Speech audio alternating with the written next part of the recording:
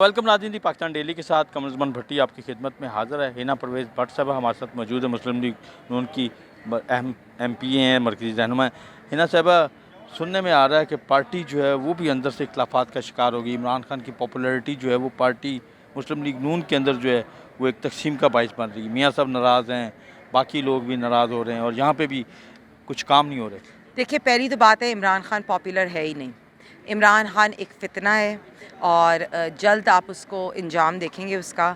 उस पर बड़े सारे मुकदमे हैं, उस पर ज़रूर तोशा खान का भी, फ़ॉरेन फंडिंग का भी केस, और अब जिस तरह उसने एडिशनल जजेस पे, हमारी ख़वातीन जज पे भी जिस तरह आके धमकियाँ दी और IG को भी दी, तो इमरान खान का फ्यूचर ख़त्म है।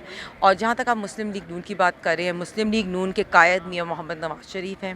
3.5 साल 4 साल इन्होंने हमारे से पॉलिटिकल विक्टिमाइजेशन की, तब भी पार्टी का एक बंदा नहीं टूटा।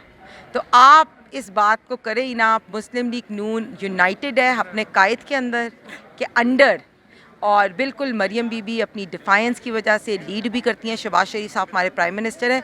सो ऐसी बिल्कुल बात नहीं है।